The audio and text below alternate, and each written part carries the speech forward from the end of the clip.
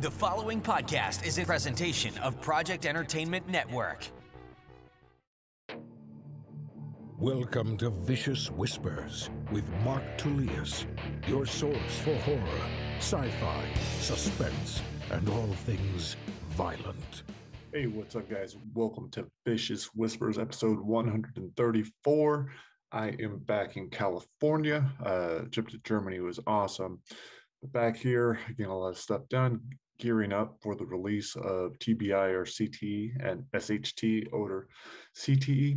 Those two books are coming out on November 16th. And then, just 1 month later, December 12th is the release of Try Not to Die in the Wizard's Tower. That one is about to go up for pre-orders. It's looking awesome.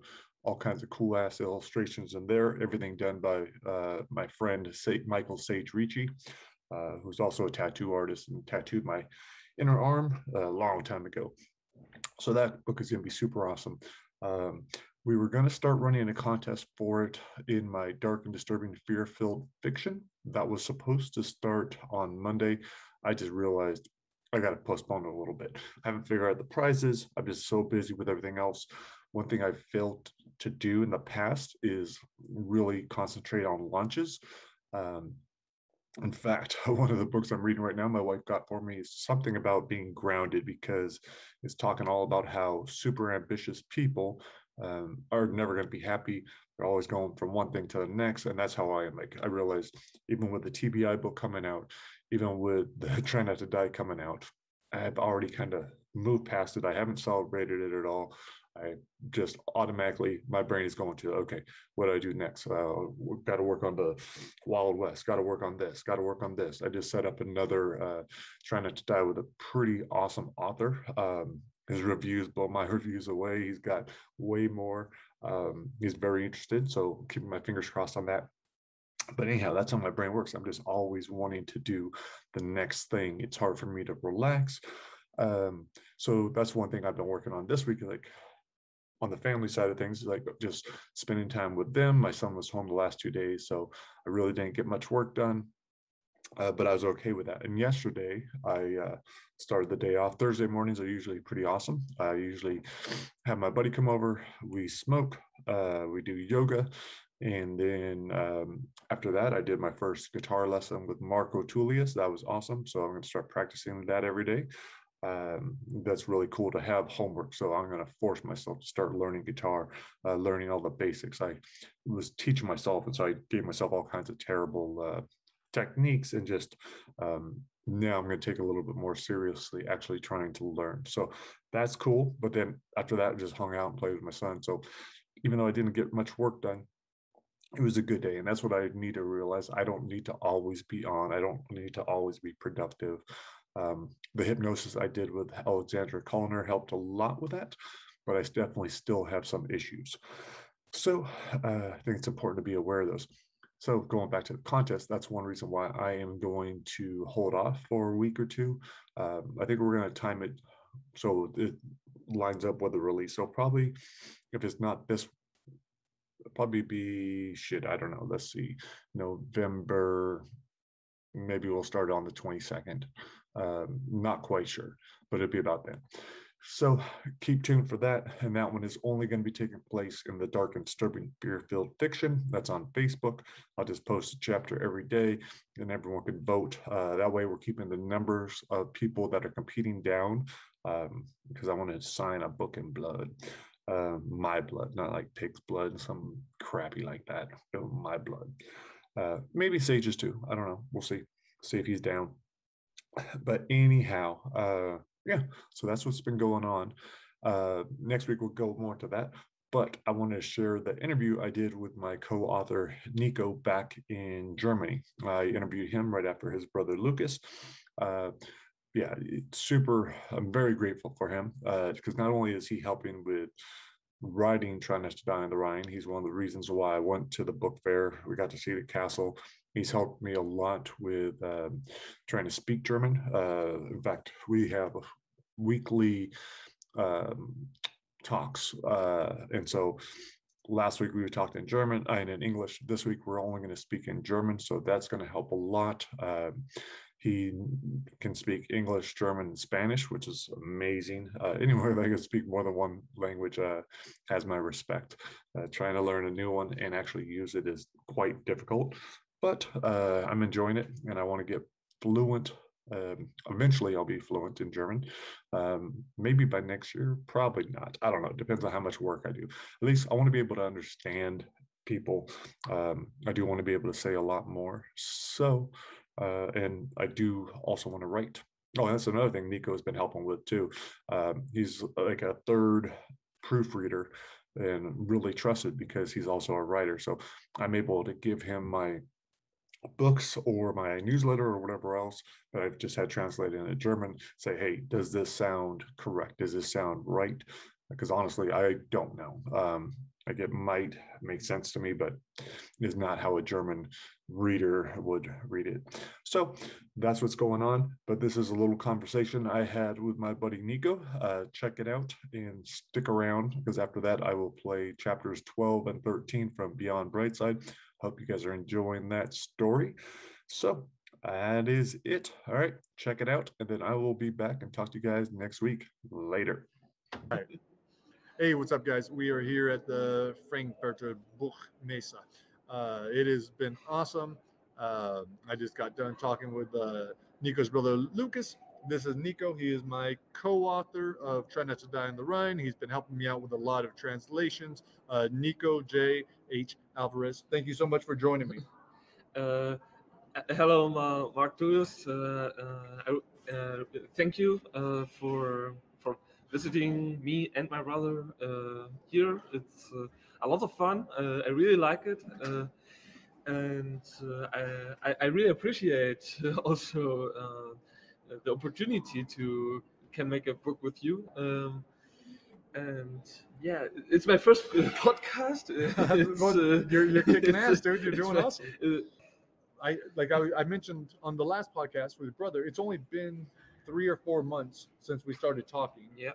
You made incredible progress with the book. You've already helped me out so much with my newsletter, with cleaning up morsels of mayhem, making things flow. I think we both have a similar writing style. Yeah. And so you're able to help me capture what I want to get across. So that's helpful. You've also helped me a little bit with my German when we talk on Skype. So I appreciate that. And then setting it up to go to Drachenfels, the castle, that was super cool. That was like a really good day. I'm glad I did that. Yeah. So being able to see the place that you're writing about, to get ideas, that was really cool. And it was so nice just hanging out with you and your brother, having fun. And it was a good way to start the trip. And then you coming down today. So you've been here all day. You got here early. And man, your brother's kind of flake. He's like just in and out. But you came out. You have been doing so well. I didn't know you were a part pimp, but you.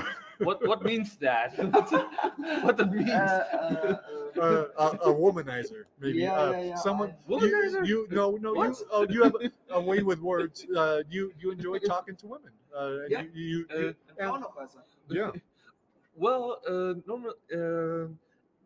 that's the first time in my life that someone say that to me, actually. But yeah, today was a really nice day. Nice girls here. It was really cool. Yeah. I really enjoy this day. Actually, I'm a little bit tired. My voice. It's a little bit tired. I really talked today. You talked a lot. Really much than normally. Yeah. But I enjoy it. It's really cool. The persons then I talk about my ideas for my books and our book. They really love it. So that gives me really hope that it's gonna be really an exit. And yeah, it's really nice. I've never had that kind of initial, like you got all kinds of great responses, and for an idea that you just came up with, that is so cool to have, like to give you that inspiration. Now you're more motivated. Now you're like, okay, that is a good idea. Sometimes we don't know as writers Like, is it a good idea? Should I Yeah. do it? Should I not? Is it a lot of time? Do I want to? But hearing people's reactions to it, you could That see in their was- eyes that they loved it, that it was going to be a good story. Yeah, that gives me a good idea if I'm going to love it. Right. Love it, and yeah, I have really good responses on my ideas. Yeah. So let's do it. Yeah, no, very, very cool, man. It's been awesome. So that was super helpful to have you here because you were able to speak German to so many people that just wouldn't have been understanding me. You are a great salesman. Honestly, if I had to get a guessed, I would have guessed you were more like me, being probably more introverted. You know, not wanting to really talk to people so much. But man, I was 100% wrong today because you killed it. It couldn't have been any better. Normally, when I'm not in this situation, I really think that I am not good on it.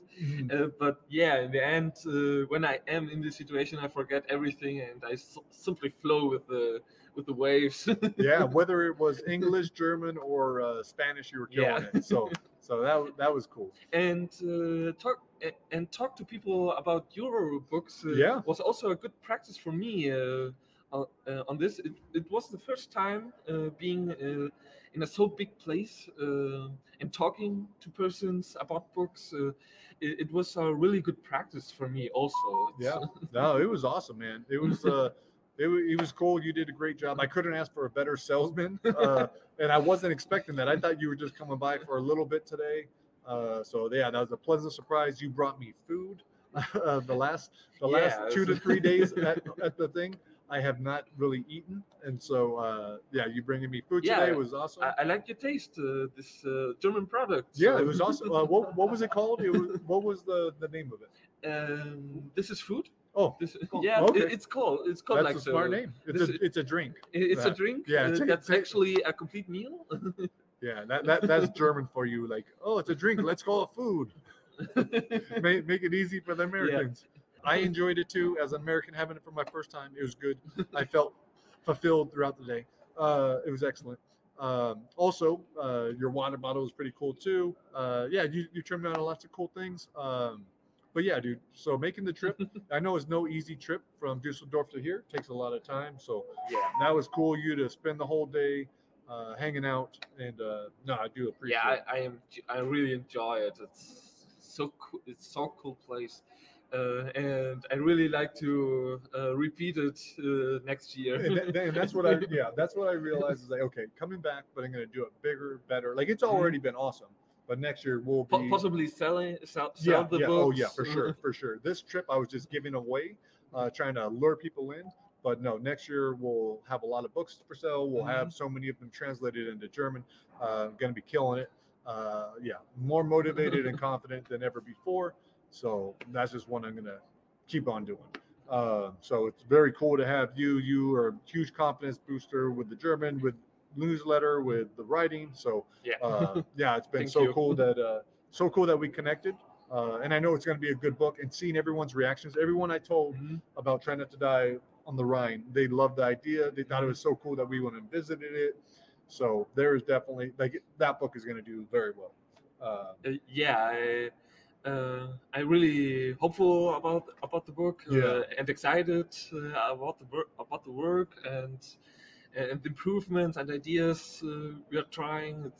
I like it. That's cool, man. Yeah, it's awesome. It's crazy that this has all happened so quickly, but I'm glad you've been doing it with me. Tell me a little bit about the project you just came up and what you were telling people about and how they reacted to it. They reacted actually really interested on the idea. The book is going to be about a boy who has a accident with the plane. Accident because technically the gods of our world make happen the accident. So they can sell the passengers to gods of other worlds. That's pretty cool.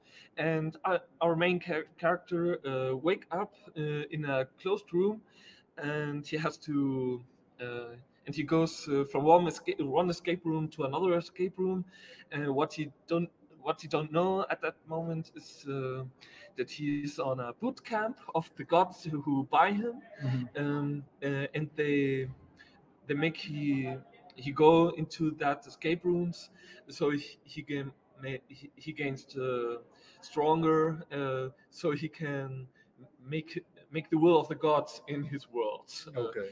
That's the main idea. A lot of work needs to happen for the idea. Right. But yeah, That's the initial idea, and that's and that was cool to see people's reactions. So now you can move forward with it. I was telling you, feel free to jump back and forth. There's no timeline on our book. When we get our book done, we'll get our book done. So there's never a rush. There's never there's always one ready to go out, which is cool. So and that other world, it's a fantasy world with magic and things like that. And yeah, that's that's it. That's very cool. Well, dude, again, thank you so much for everything. Oh, and also really thank you. Yeah. It was really cool. It's really nice to have you in Germany. Yeah, this is awesome, man. Yeah, being able to talk in person is cool. I already felt like I kind of knew you from seeing you on WhatsApp, and so that helped already, having those interactions. But yeah, dude, this has been awesome. I can't thank you and your brother enough. And I can't wait to be out here next year in Frankfurt to whether it's your book or not, I'll be here, and you can still flirt with all the women, and I'll just stand there by myself and be like, oh yeah, come on. No, I do. What I can say, it flows. It was flowing all right. All right. Well, I guess we should probably wrap this up. I know your brother's got to take off, and it's getting late. We will go out on chapters 12 and 13 of Beyond Brightside. Hope you guys are digging that. I will be back in the U.S. Well, shit, this is like 2 weeks later. But anyhow, I hope you guys enjoy the chapters. Thanks again to Nico for hanging out, and I will talk to you guys later. And thank you for hear us and see us.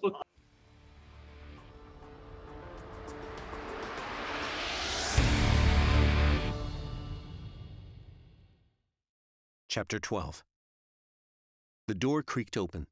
The kitchen light was on. 2 pizza boxes and a case of empty beer bottles stacked beside the trash can. Becky slipped Tommy's knife from her back pocket and pulled out the small blade. My parents don't drink. I steadied my breath and followed her in, holding back the pain with a grimace. The tile was cold and sticky like it hadn't been washed in a while, the air conditioning rattling overhead. Maybe they moved. In 2 weeks? No way. Especially not without Mello. Becky crept forward like a trained assassin, the knife aimed down but ready to thrust. Around this corner's the living room. There's 3 bedrooms and 2 bathrooms past it down the hall. Becky froze and held up her hand. He's in the living room. A TV turned on with an ad for premature ejaculation. Can you tell what he's doing? She remained motionless, narrowed her eyes as she concentrated. Laughing at the guy in the commercial, thinking he'd fuck the shit out of the actress. Becky eased forward, keeping close to the counter, the doorway just a few feet away. She pointed at the living room table, a black boot windbreaker draped over the chair. The commercial switched to Channel 9 News, a man saying, "The headhunter strikes again with another viral video." The reporter kept talking, but the boot watching said, "Holy shit, that motherfucker got another one." Even louder, he said, "God damn, you gotta see this." Is he talking to your parents? Becky shook her head and crept to the very edge of the doorway. Doubt it. The TV went silent. "Come on," the guy shouted. "Hurry up." You want the gun? He might be armed. She didn't bother answering me, peeked her head around the corner. I stepped forward, but Becky pulled back so quick it knocked me off balance, my knee banging into the cabinet. "I thought you were in the bathroom," the boot said. "Grab me a beer while you're in there, will you?" A muffled female voice said, "What did you say?" Oh, shit, Becky thought. You get the girl, and took off around the corner. I couldn't move like Becky, but did my best. By the time I turned the corner, she was nearly to the back of the couch where the big guy was sitting. He whipped his head toward Becky, only for her to wrap her arm around his neck and slam him into the couch. The guy tried punching her with his right hand, but the shot was weak, and Becky had her body turned so it glanced off her shoulder. His other hand pulled on her wrist, looking like he might break her grip until she slid the knife under his chin. "Don't move." I couldn't see the woman because the hallway door was closed, but I heard her say, "What the hell's going on?" The door swung open and revealed a tall blonde with a fake tan, something silver in her hand. There was no time for hesitation, my finger squeezing the trigger, the bullet blasting her back into the hall where she crumpled to the carpet. The guy grabbed hold of the knife's blade and twisted it out of Becky's grasp, dropped it on the cushion as blood streamed from his hand. With her choking arm, Becky grabbed hold of her other bicep and put that hand behind the guy's head, pushing down so hard his face went purple. I hobbled to the hallway to kick away the woman's gun, only to see it was a framed photo of her in the boot at Disneyland. I hoped she hadn't wasted money on an annual pass, the exit wound in her back saying this had been her last ride. The boot had 2 handfuls of Becky's hair, the veins popping out on his forearms. She took the pain and squeezed harder, silently screamed at me to help. "But don't shoot!" I got between the couch and TV, aimed the gun at his groin so there wouldn't be an accident. "Hold still!" His eyes were glassy, cheeks bulging, but he brought up both hands. Becky eased off the choke. "Close the drapes." The boot coughed hard as I made my way over to the window. Becky warned him not to yell. There didn't seem to be anyone looking around outside, the community already accustomed to gunshots going off. I closed the drapes and noticed the pile of cardboard moving boxes by the front door. Behind the boxes, leaning against the wall, was a large painting of a cityscape, which had most likely been taken down for the Raiders poster hanging above the leather recliner. With her arm still tight around his throat and ready to squeeze, Becky asked, "What's your name?" His voice was all scratchy, barely above a whisper. "Where's Debbie?" Becky constricted, and he gagged. "Your name." It took him a second. "Brendan." The image frozen on the TV made it hard for me to breathe. My first thought was Rachel, but that didn't make sense because this woman's face was still intact. Then my mind went to Crystal, the guy in black fatigues and a Rambo headband holding her fiery red hair, her emerald green eyes open but unseeing. His other hand was holding a bloody machete, only strings of flesh dangling beneath her chin. At the bottom of the photo, typed in big bold letters, it said, "Stay out of my head, or I'll take yours." I fell to my knees. Didn't notice any pain. My eyes glued to the screen. Becky was only a few feet away, but sounded over 100 when she said, "Joe, what are you doing?" I dropped the gun on the floor, ran my hand where my hair had been, squeezed my head as hard as I could. "No! Joe, keep it together. I just talked to her 3 days ago. She was fine." "What are you talking about? We've got to deal with this guy. Cops might be coming." Brendan said, "Let me go." The noise I was making scared both of us. "The TV. It fucking killed my mom." Becky moved her head to the side of Brendan's. "Oh my God. Are you sure?" I couldn't talk, couldn't think, couldn't look at the TV. The gun was in front of me. Felt perfect in my hand. "I'm so sorry, Joe, but I need to find where my parents are. Don't do anything rash." It wasn't easy, but I got to my feet. Brendan begged Becky to release him. He swore he wouldn't call it in.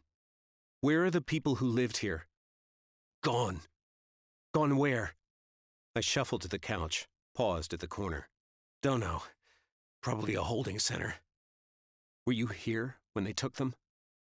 Brendan said no, but we both knew he was lying. "What about the cat?" "Fuck the..." Becky squeezed, and Brendan's hand shut up, his left connecting with her face. She buried her head against his neck and applied more pressure, his face darkening again, both his hands yanking on her forearm, blood everywhere. Sounding nothing like a sweet 16-year-old, she said, "Last chance, motherfucker. How do I find him?" Brendan tried to talk, but nothing came out. Becky shouted at him to think it. His thoughts were erratic and scrambled, his brain short on oxygen. "He's worthless." Becky yelled at him, How do we get people out? Brendan's arms fell by his sides. His eyes closed. He's asleep. Becky kept squeezing. I know. I understood what she was doing and why. We didn't need a witness, someone to call the boots. A wet schlop came from underneath him, his pants darkening as the smell of shit hit us. Hoping it would help her cope, I said. He had it coming. Chapter 13. Becky sat against the back of the couch, staring at her forearms, her left smeared with blood from fingertips to her elbow, her blonde hair streaked red. I peeked through the drapes to make sure no one was coming. I stayed there so she was out of my range, and I couldn't hear her thoughts. The only sound in the house was the ticking of the bulky grandfather clock in the corner. The thing looked ancient and didn't go with the Raiders poster. It was my great-grandma's, then my grandma's, Becky said, her voice hollow like part of it had been scraped away. We got it 2 years ago when she died. I'd forgotten Becky's range was stronger than mine, a reminder to stay more positive. It wasn't just me I had to worry about. Becky studied her hands, her face showing no emotion. I knew it sounded stupid, but I had to say something. Are you okay? She looked up, her lip cut, a bruise taking shape on her cheek. A simple fact, she said. We'll never be okay. I couldn't argue with that, but needed to get her focused so we could get out of there in case a neighbor called it in. I'm sorry. She shook her head, took her gaze to the floor. The TV was still on. My mother's head frozen in air for all to see. The motherfucker with the machete grinning like he'd just done the world a favor. This was the news. The glorification of a suspected thought thief being decapitated. Open season on us all. Turn it off. I had no idea where the remote was, but figured it had to be near Brendan. Now that the adrenaline dump was over, my ankle was tender each step, my shoulder a deep throb. Brendan was hunched over like he was trying to sniff his shit soaking into the cushion. I holstered my gun, scooped up Tommy's knife, and wiped the blade on the couch. The remote rested on the coffee table. I clicked off the TV and set the remote back down, my fingerprints all over it. Becky's thoughts were spiraling in self-hatred and fear. I went around to her side and said, Before we do anything, how about I help clean you up? Why bother? Because you look like you just stepped out of a horror film. She couldn't take her eyes off her hands. It's pointless, Joe. This whole thing is so fucking pointless. I know it feels that way, but we've got to keep trying. That's all we've got left. That set her off, the tears finally falling, the tough girl gone. Nothing's left. It'd be a bitch getting back up and cops could barge in any minute, but I got down on my knees and eased back against the couch beside her. I'm sorry, Becky. Sorry for everything. She was thinking about her parents, how she'd caused them to lose everything. Through her sobs, she said, I don't even know if they're still alive. Then let's find out. How? I don't know. We'll need a plan. We'll find out where they took them and go there. That's ridiculous, like you said. Pretty much anything we do is suicide.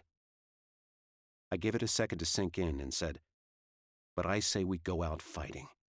Fuck these motherfuckers. Becky wiped her face with the back of her arm, the blood and tear mixture marking her like an Indian princess in war paint. With a bit of a smile, she said, I love your eloquence. Thanks. That was my major in community college. So how do we find out where they went? This dick's not talking. Neither's his girlfriend, but we'll figure it out. First things first, let's clean you up. Becky nodded and got to her feet, helped me to mine. She kept hold of my hand and walked toward the hallway. We can use my bathroom.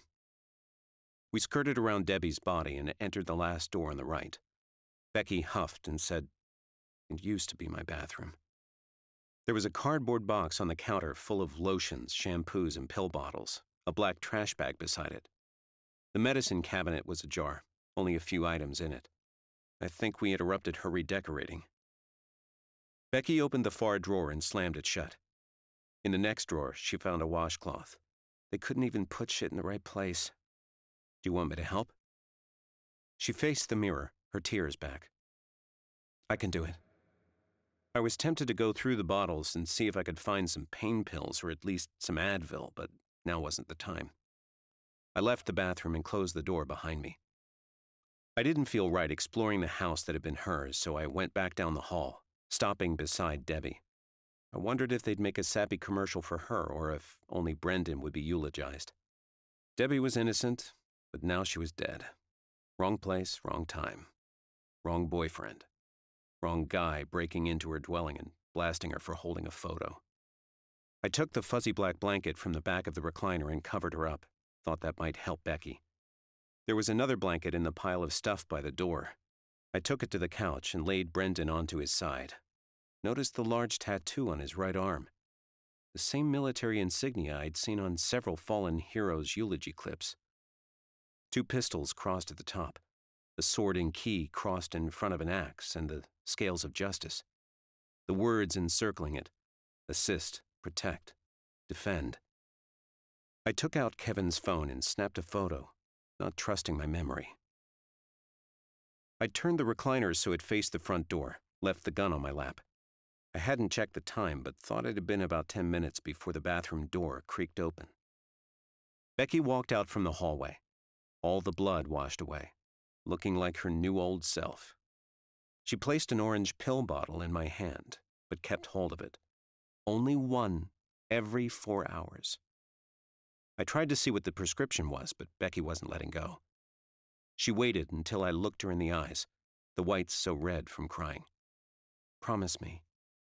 She needed to know I wasn't going to be leaving her. Yeah, for sure. Just one. Becky released the bottle. I need time in my room.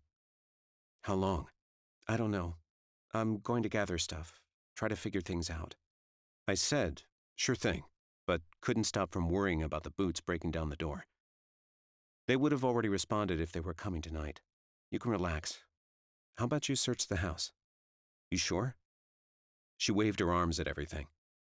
Except my bedroom and those boxes, all of this is their stuff. Plus, it doesn't matter either way. Take anything you think we might need. Sarah and Danny were on my mind, but I forced that thought down until Becky closed the hallway door behind her. She was in no shape to consider them. I eased out of the recliner, set the gun on the armrest, went over to the boxes by the front door. I dumped a huge pile of women's clothing out of the biggest one and took it into the kitchen. Before I began the scavenger hunt, I set the box on the kitchen table and popped open the pill bottle, took out one of the white Vicodin that had been prescribed to Peter Glynn. I found a bottle of Jack in the cupboard to wash the pill down and take off some of the sting, warming my throat and stomach. I glanced around the kitchen, tried to imagine what we could use. I don't know if Becky expected me to pack for long-term survival camping out in the mountains or useful stuff to get through the night.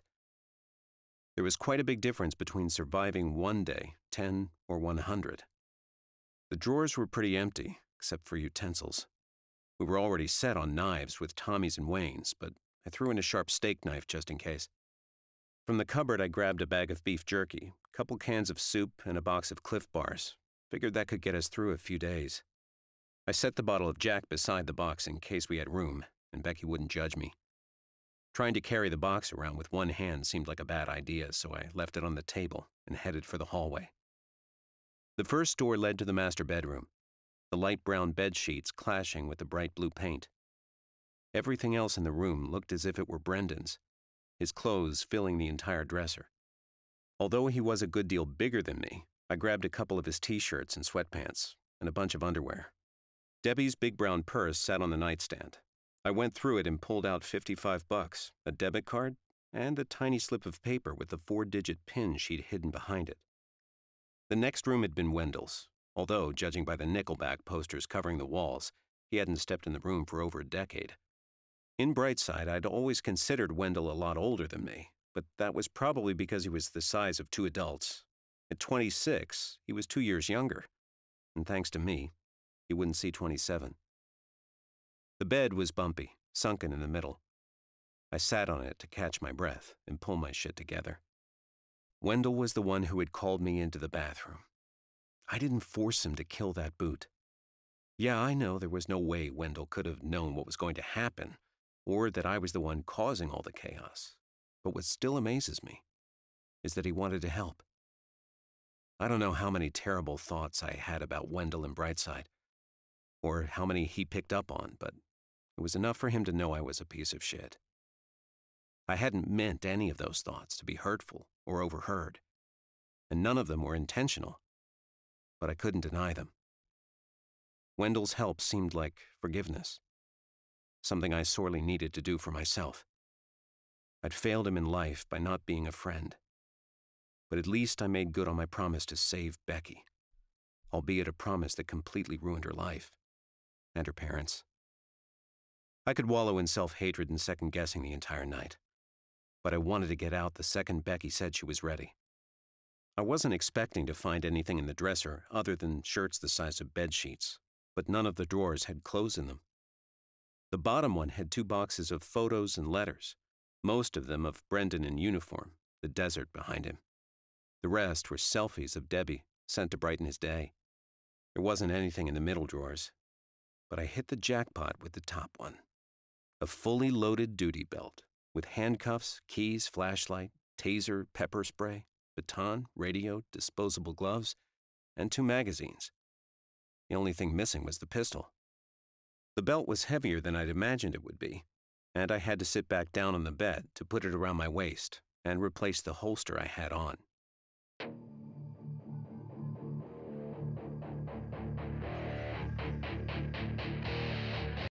This has been a presentation of the Project Entertainment Network.